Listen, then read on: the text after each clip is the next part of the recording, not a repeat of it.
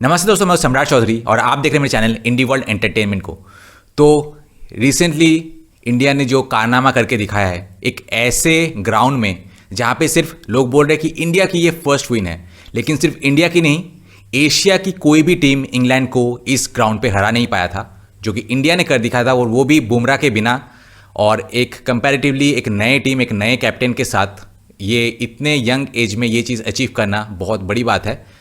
But वही है कि इंग्लैंड और ऑस्ट्रेलिया, ये जो कॉलोनियल वाइट सुपेरिटी कॉम्प्लेक्स वाले जो टीम है ना, इनके खिलाफ जब इंडिया जीतता है तब एक अलग ही मज़ा आता है। लोग बोलते हैं पाकिस्तान पाकिस्तान करते रहते हैं, बट पाकिस्तान से जीतने का उतना भी खुशी डेफिनेटली होता है, बट वो तो एक गया गुजरा देश है ही। लेकिन ऑस्ट्रेलिया इज़ द टॉप। मैं बोलूँगा कि ऑस्ट्रेलिया को हराने से जो मज़ा आता है उससे बढ़ के कोई और मज़ा नहीं।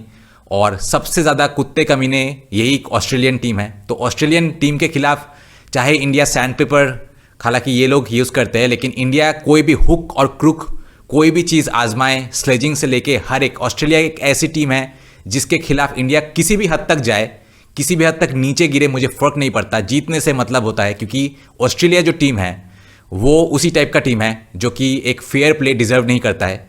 आप मतलब बहुत सारे पास्ट केसेस में बहुत चीटिंग किया है। डेफिनेटली टीम तो अच्छा है ही, और इंडिया जैसे एशियन देशों के खिलाफ वो लोग और भी अपना जो कॉलोनियल माइंडसेट है, अपने जो कुत्ते कमीने वाला माइंडसेट है, वो लेके उतरते हैं ग्राउंड में। इसलिए हुक और क्रुक कोई भी स्टाइल जो है, कोई भी तरकीब अपनाते हैं, कहीं एशियन टीम, कहीं इंडियन टीम, एक ब्राउन स्किन टीम उन्हें ना हरा दे, उसके खिलाफ वो मतलब जो भी एफर्ट, जितना भी नीचे गिर सकते हैं वो गिरता है। तो ऑस्ट्रेलिया एक ऐसा टीम है जिसके खिलाफ हर एक हुक और क्रुक आजमाना बनता है। बट एनीवेज, चलिए, ऑस्ट्रेलिया के खिलाफ जो कॉलोनियल माइंडसेट वाला जो टीम है उसको तो इंडिया ने हरा ही दिया। और एक इररिलेवेंट जो कि दूसरा देश है बांग्लादेश, उसकी मीडिया का क्या रिएक्शन है। बचपन में मुझे याद है कि फुटबॉल जब होता था, इवन नाउ ऑन ऑल्सो, कि जब फुटबॉल में फाइनल सेमीफाइनल्स स्टेज पहुंचते थे, उस टाइम पे एशिया की कोई टीम, कोरिया हो या फिर जापान हो, ज़्यादातर जापान ही कभी कभी जो है सेमीफाइनल्स तक क्वालिफाई कर जाता था। तब एज एन एशियन हम जापान को सपोर्ट करते थे कि एशिया का कोई तो देश है जो कि फुटबॉल में इतने एडवांस स्टेज तक गए हैं, तो एज एन एशियन हम एशियन को सपोर्ट करते हैं। पाकिस्तान बांग्लादेश का भी हाल कुछ ऐसा ही है आजकल, कि इंडिया जो इंग्लैंड को, ऑस्ट्रेलिया को कभी कभी हरा देता है, इनको हराने वाला एक इंडिया ही है जो कि कर सकता है। और तब वो लोग अंदर ही अंदर, बहुत सारे लोग जो है इंडिया को सपोर्ट करता है, क्योंकि एशिया से अगर कोई टीम है जो कि ऑस्ट्रेलिया और इंग्लैंड जैसे टीम को अपनी औकात याद दिला सकता है तो वो इंडिया ही है। तो आज का वीडियो चलिए देखते हैं कि बांग्लादेश मीडिया और लोगों का क्या रिएक्शन है इंडिया के इस जीत से। So let's start.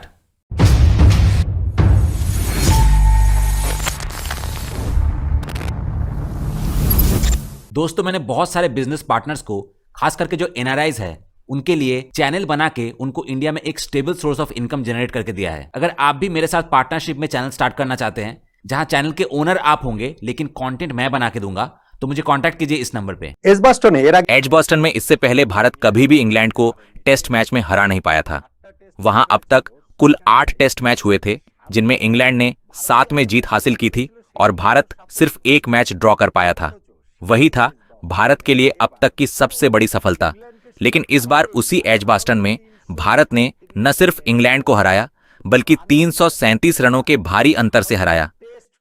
रनों के लिहाज से यह भारतीय टेस्ट क्रिकेट इतिहास की अब तक की सबसे बड़ी जीत है।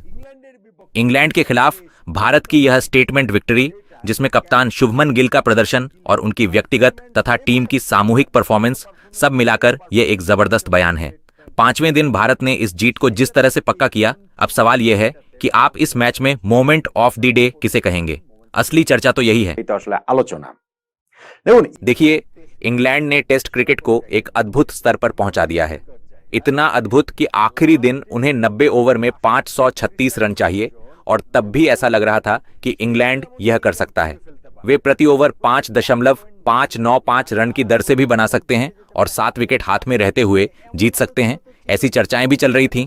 ऐसा नहीं है कि ये बातें नहीं हो रही थीं। या फिर सोचिए, वे 608 रनों का लक्ष्य छेज करने उतरे और 72 रन पर ही उनके 3 विकेट गिर गए। यहां तक कि जब 5वें दिन सुबह बारिश के कारण खेल में देरी हो रही थी, तब जैसे भारत की जीत की संभावना कम लग रही थी, वैसे ही कुछ लोग चौंकाने वाला दावा कर रहे थे कि इंग्लैंड की जीत की संभावना भी धीरे धीरे कम हो रही है। और जब बारिश के बाद खेल शुरू हुआ तब दिन के खेल से पहले ही 10 ओवर कम हो गए थे। अब इंग्लैंड के पास 80 ओवर बचे थे। क्या वे 536 रन बना पाएंगे? उन्हें हर ओवर में लगभग 6.7 रन बनाने होते। यही चर्चा चल रही थी भाई, चल रही थी भाई। किंतु लेकिन इंग्लैंड के लिए वो असल में होना था ही नहीं, किसी भी तरह से नहीं हो सकता था, चाहे वे कुछ भी कर लें, चाहे जितना भी बास्बॉल क्रिकेट खेलें। टेस्ट क्रिकेट के 5वें दिन क्या इस रेट से रन बनाए जा सकते हैं? हाँ, पिछले टेस्ट में इंग्लैंड ने जीत हासिल की थी। आखिरी दिन उन्हें 350 रन बनाने थे और उन्होंने लगभग 1 घंटे पहले ही जीत दर्ज कर ली थी। लेकिन ऐसा हर बार नहीं होता और इस बार भी होना नहीं था। और ये बात खेल शुरू होने के आधे घंटे बल्कि 25 मिनट के अंदर ही आकाशदीप ने तय कर दी। आकाशदीप जो इस टेस्ट में जसप्रीत बुमराह की जगह खेल रहे हैं।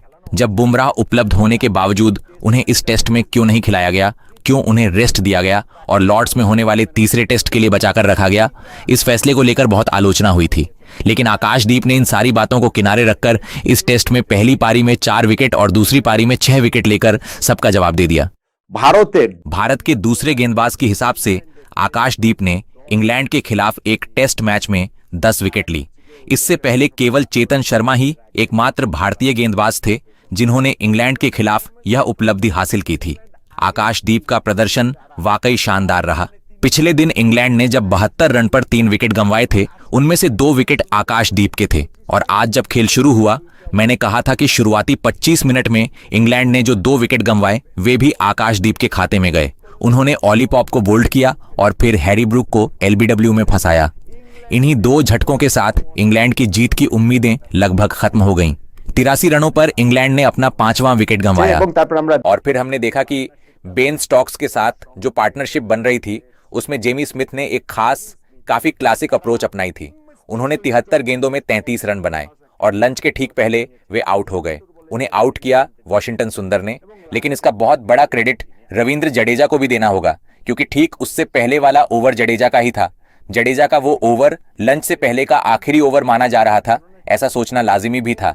लेकिन उन्होंने इतनी तेजी से ओवर खत्म किया कि भारत को एक और ओवर करने का मौका मिल गया, जो वॉशिंगटन सुंदर ने डाला। और उसी ओवर में वॉशिंगटन सुंदर ने बेन स्टोक्स को आउट कर दिया लंच से पहले, और उसके तुरंत बाद लंच हो गया। इंग्लैंड का स्कोर था 153 पर 6 विकेट।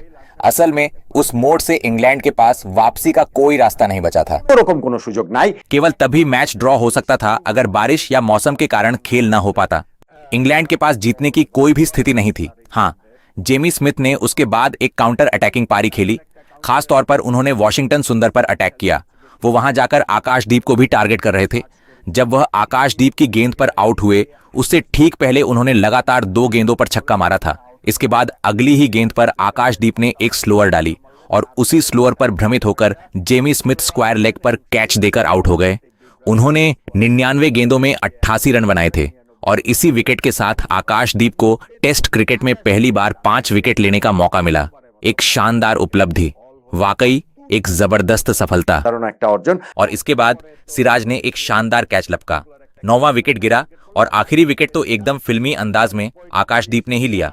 इस तरह उन्होंने न सिर्फ पारी में 6 विकेट पूरे किए, बल्कि मैच में उनके कुल 10 विकेट हो गए। इंग्लैंड के आखिरी बल्लेबाज ने जो कैच मारा वह कवर में जाकर शुभमन गिल ने लपका। इस टेस्ट में शुभमन गिल का प्रदर्शन शानदार रहा। उन्होंने सिर्फ बल्लेबाजी ही नहीं की, बल्कि कप्तानी में भी यह साबित कर दिया कि वह भारत के कप्तान बनने के पूरी तरह से योग्य हैं। और उन्हीं के हाथों लिया गया वह कैच इस टेस्ट मैच का अंतिम क्षण बन गया। उसी के साथ टेस्ट खत्म हो गया। शेष होए गिয়েছে।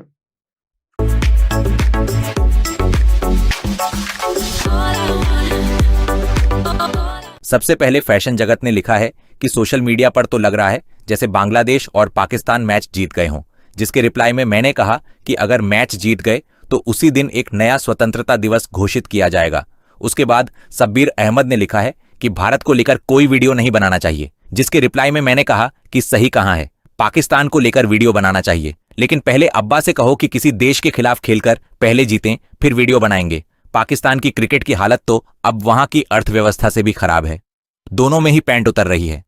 उसके बाद तपस बिस्वास ने लिखा है कि बांग्लादेशियों का दिल बहुत दुखी है, ईद भी ठीक से मना नहीं सके, जिसके रिप्लाई में मैंने कहा कि दूसरों की सफलता देखकर दुख क्यों होता है, ईद क्यों मनाना चाहिए। अगर दूसरों की सफलता देखकर दुख पाओगे तुम कब्र में भी जाकर उत्सव नहीं मना पाओगे। उसके बाद शंभू साहा ने लिखा है कि सिर्फ भारत ही नहीं, इस मैदान पर एशिया की कोई भी टीम इससे पहले नहीं जीती थी, ये पहली बार है। उसके बाद नवीन बैरागी ने लिखा है कि बुमराह कोहली के बिना भी भारत जीत सकता है, यह साबित कर दिया। आकाशदीप और सिराज ने शानदार गेंदबाजी की। उसके बाद सैयद पप्पू ने लिखा है कि एक शानदार और बेहद खूबसूरत मैच देखा। उसके बाद सूरज मोल्ला ने लिखा है कि मैं अपनी भारत को प्यार करता हूं। उसके बाद विश्वजीत ने लिखा है कि बुमराह के बिना 20 विकेट लेने को लेकर जो सवाल था, उस नजरिए से देखा जाए तो मैन ऑफ द मैच आकाशदीप होना चाहिए। उसके बाद हारून मियां ने लिखा है कि शुभमन गिल ने इस मैच में 10 रिकॉर्ड बना डाले। उसके बाद खेला बीपी ने लिखा है कि टीम इंडिया ने शानदार खेल दिखाया। उसके बाद बबलू दास ने लिखा है कि हम भारतीय असंभव को भी संभव बना सकते हैं, यही है टीम इंडिया की पहचान। उसके बाद देबाशीष सरकार ने लिखा है कि इतनी बेहतरीन टीम है भारत, बांग्लादेश के साथ खेलकर समय और मेहनत बर्बाद करने का कोई फायदा नहीं, इसीलिए तो भारत बांग्लादेश खेलने नहीं आ रहा। उसके बाद फैंटास्टिक गेमिंग ने लिखा है कि भारत को पहला टेस्ट मैच भी जीतना चाहिए था। उसके बाद चार्ल्सरिन ने लिखा है कि क्योंकि कप्तान बेन स्टोक्स हैं, इसलिए इंग्लैंड व्हाइट वॉश से बच गया, यही तो इंग्लैंड के 7 जन्मों का सौभाग्य। उसके बाद राहुल भट्टाचार्य ने लिखा है कि हम बांग्लादेशी हैं, हम भारत की जीत नहीं मानते, भले ही भारत मैदान में जीता हो, लेकिन भारत वास्तव में जीत नहीं पाया। उसके बाद फ्रैंकलाइन ने लिखा है कि इंग्लैंड जीतेगा, ऐसा तो किसी ने सोचा ही नहीं, तो फिर इंग्लैंड जीतेगा इस पर चर्चा थी ही कहां, हम क्रिकेट को समझते हैं। उसके बाद पोंकोज रे ने लिखा है कि दादू, इंग्लैंड के खिलाफ टेस्ट में भारत की सबसे बड़ी रन से जीत 434 रन है, आप गलत कह रहे हैं, ये एक सही जानकारी है। उसके बाद एसएन शॉवन ने लिखा है कि आज इंग्लैंड को कोई बजबॉल भी नहीं बचा सका, और जो कल कह रहे थे कि इंग्लैंड 78 ओवर में मैच जीत जाएगा, वो अब कहां है। उसके बाद रंजीत पोरिया ने लिखा है कि बिर्मिंघम का ताला खोल दिया भारत ने। उसके बाद उज्जवल ने लिखा है कि दादू, क्या आपको दुख हुआ है। उसके बाद सुदेव ने लिखा है कि सिराज और आकाशदीप में किसकी गेंदबाजी आपको सबसे ज्यादा पसंद आई दादू। उसके बाद दहाका फिश ने लिखा है कि बांग्लादेश के पास अब क्रिकेट में गर्व करने लायक एक ही चीज है, अंपायर शरफुद्दौला, क्या शानदार प्रदर्शन है उनका। उसके बाद बाबाई बिस्वास ने लिखा है कि सैकत भाई ने जो आउट दिए वही तो आज का सबसे खास पल था, यही था मोमेंट ऑफ द डे। उसके बाद विकास नायक ने लिखा है कि वो सिर्फ तभी मुमकिन है जब वो बांग्लादेश के साथ खेलते हैं। उसके बाद देबाशीष दत्ता ने लिखा है कि बिना बुमराह के असंभव।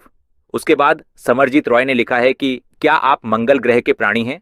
चौथी पारी में अब तक का सबसे बड़ा सफल रन चेज वेस्ट इंडीज ने किया है, 418 रन ऑस्ट्रेलिया के खिलाफ। उसके बाद धनशीरी टीवी ने लिखा है कि उस मैदान पर एशिया की किसी भी टीम की यह पहली जीत है। उसके बाद समीर मित्रा ने लिखा है कि नोमान भाई, भारत इस समय टेस्ट क्रिकेट, वनडे और T20 तीनों फॉर्मेट में दुनिया की सबसे बेहतरीन टीम है, और बांग्लादेश तो भारत से भी बेहतर है, लेकिन अंपायर बाबू लोग उन्हें अच्छा खेलने ही नहीं देते।